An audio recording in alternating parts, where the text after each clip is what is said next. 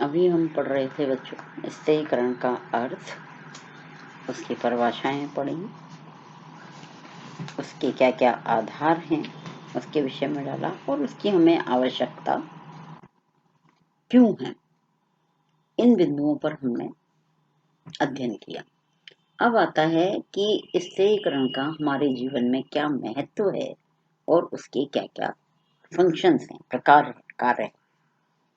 तो सुप्रसिद्ध समाजशास्त्री Max Weber, Talcott Parsons, Davis Moore ने भी स्त्रीकरण को समाज की एक अनिवार्य आवश्यकता के रूप में स्वीकार किया है, जबकि ट्यूमिन का तो यहाँ तक कहना है कि संसार का कोई भी समाज सामाजिक स्त्रीकरण का की संस्थागत प्रणाली को बिना अपनाए ही नहीं रह सकता।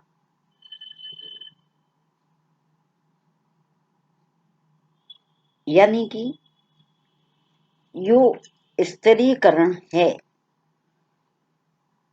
उसके दो रूप से काम है, एक तो व्यक्ति के लिए कार्य है और दूसरा समूह के लिए। व्यक्ति के लिए जो कार्य है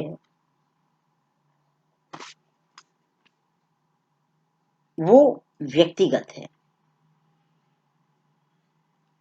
और समूह के लिए एक समूह के अंदर व्यक्ति कैसे का उस समूह में उसके क्या दायित्व हैं और उस समूह में उसका क्या पद है, उसके अनुसार वह उस कार्य को ग्रहण करता है। ट्यूमिन ने जो ये बात की कि बिना स्तरीयकरण के कोई भी संस्था क्या नहीं कर सकती है, व्यक्ति समाज में प्रगति के पथ पर जाने के लिए भी इसकी ही आवश्यकता पड़ती है। मतलब इसको अपनाए बिना कोई भी समाज चल ही नहीं सकता है। आगे वो कहते हैं कि तथा स्तरीकरण से व्यक्ति एवं समाज प्रगति के पथ पर तीव्रता से बढ़ता है। इसके अतिरिक्त समाज व्यवस्था को सुचारू रूप से चलाने हेतु तथा उसकी निरंतरता बनाए रखने हेतु तथा समाज के सदस्यों की आवश्यकता की पूर्ति हेतु स्तरीयकरण का होना आवश्यक है। मतलब किसी भी आधार को लेकर, किसी भी क्रिया को लेकर अगर हम देखें तो स्तरीकरण व्यक्ति और समाज जहाँ है वहाँ उसका होना अनिवार्य है। हम उसको हटाकर समाज या व्यक्ति को जो हम अध्ययन करना चाहते हैं या देखना चाहते हैं तो वो संभव नहीं है। उसमें हमें इसके कहीं ना कहीं लक्षण दिखाई ही देते हैं। अब हम देखते हैं कि इसके जो महत्ता है या प्रकार हैं वो क्या क्या हैं और यह इसी कारणों से हमारे लिए बहुत उपयोगी है। नंबर 1, आवश्यकताओं की पूर्ति। स्त्रीकरण सबसे पहला जो काम है वो स्त्रीकरण के कारण हमारी आवश्यकताओं की पूर्ति होती है। जिस व्यक्ति का जिस समूह में जो पद है उसके आधार पर वो अपने उत्तरदायित्वों का क्रियान्वयन करता है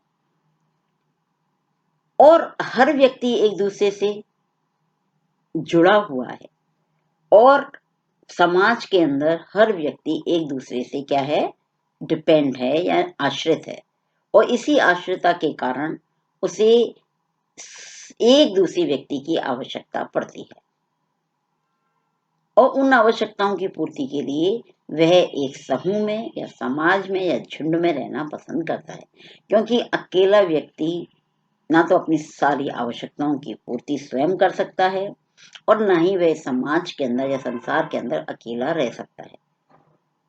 ह्यूमन हैबिट्स है समूह में रहना। वो कुछ कर रहा है तो दूसरे लोग उसे देखें, उसके चाहे अच्छा बुरा कुछ भी कहें, उसे उसका मूल्यांकन करें और वो उसे अच्छा लगे या बुरा लगे ये अलग बात है, लेकिन इससे उसकी आवश्यकताओं की पूर्ति होती है या उसे अपने लक्ष्य और या समाज में बढ़ने के अवसर प्राप्त होते हैं। दूसरा है अधिक कार्य करने की प्रेरणा, है ना। आवश्यकता मैंने बताया ना, अधिक कार्य करने की प्रेरणा।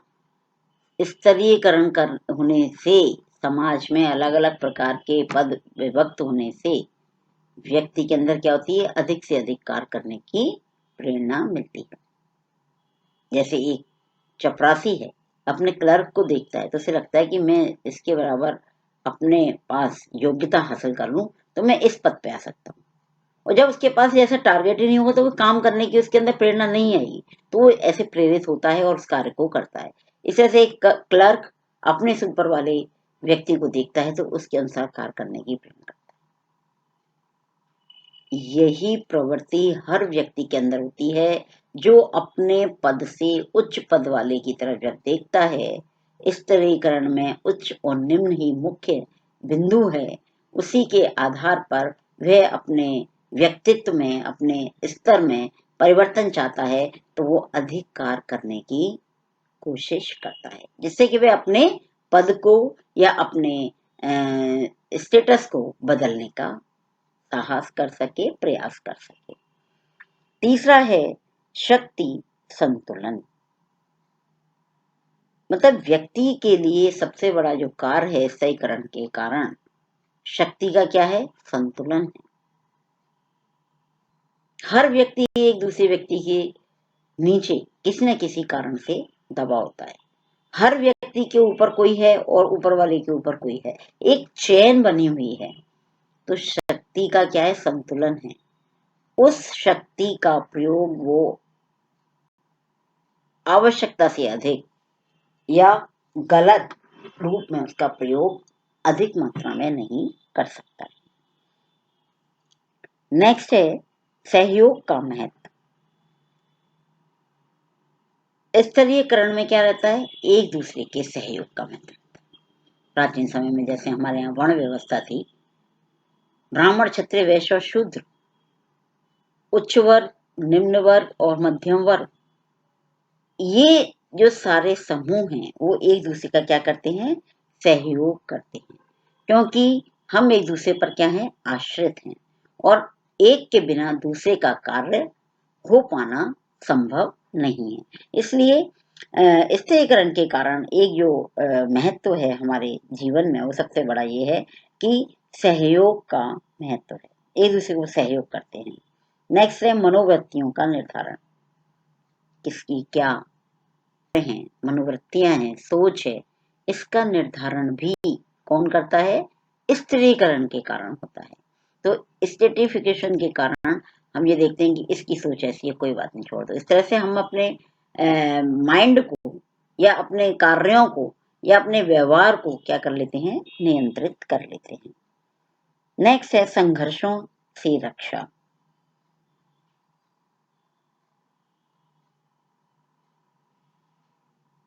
ये जो कार्य थे अपने, वो एक व्यक्ति विशेष के रूप में थे और एक व्यक्ति के अंदर, व्यक्ति के लिए कार्य थे जिसके आधार पर हम एक व्यक्ति के अंदर डेवलपमेंट करते हैं, विकास करते हैं या उसे आगे बढ़ने की प्रेरणा करते हैं। लेकिन इसी प्रकार से स्तरीकरण के समूह के अंदर भी कुछ कार्य होते हैं या उसकी महत्ता होती है। तो समूह के लिए, सामाजिक समूह के नियम लिखते हैं, संघर्षों से रक्षा। संघर्षों से क्या करता है, रक्षा करता है। आपस में एक दूसरे में स्तरीकरण, आपस में एक दूसरे से संघर्ष ना हो, लड़ाई झगड़े ना हो, इससे वो नियंत्रण रखता है, रक्षा करता है। क्योंकि सबके अपने अपने पद हैं, अपने पद के अनुसार काम करना है, उसी के अनुसार से समाज में स्टेटस प्राप्त होता है। तो यहाँ पर संघर्ष से बचाव हो जाता है, हम एक दूसरे से संघर्ष नहीं करते हैं क्योंकि हमें अपना स्थान, अपना व्यवहार, अपना ओहदा पता होता है। दूसरा है श्रम विभाजन। समूह के अंदर काम करने वाले प्रत्येक व्यक्ति के पद के अनुसार श्रम का विभाजन होता है। प्रत्येक व्यक्ति समूह का अपना दायित्व निर्वाह करता है, उसका एक स्थान होता है, उसका स्थान के अनुसार उसका महत्व होता है और श्रम समूह के सभी व्यक्तियों में सामान्य रूप से बढ़ जाता है। जो जिस योग्य होता है उस योग्य उसको कार्य सौंपा जाता है। नेक्स्ट है सामाजिक एकीकरण। सामाजिक एकीकरण एकता के सूत्र में बांधने का प्रयास करता है। स्तरीकरण मतलब ऊंच नीच भिन्न भिन्न प्रकार के होने के बावजूद भी हम किस में बंधे रहते हैं? एकता के सूत्र में। उसका मुख्य कारण है कि हम एक दूसरे पर क्या हैं? आश्रित हैं। इसलिए नेक्स्ट है सामाजिक एकीकरण। संबंधों में दृढ़ता। स्थिरीकरण के कारण संबंधों में क्या आती है? दृढ़ता आती है, जिससे कि व्यक्ति अपने संबंधों को अच्छे बनाते हुए लंबे समय तक उसको बनाए रखे। नेक्स्ट है सामाजिक प्रगति। जब हमारे संबंध दृढ़ होते हैं तो समाज की क्या होती है? प्रगति होती है। नेक्स्ट सामाजिक मूल्यों के पालन करने की प्रेरणा। जो हमारी वैल्यूज हैं, तो स्तरीकरण के द्वारा एक महत्व या कार्य ये भी है स्तरीकरण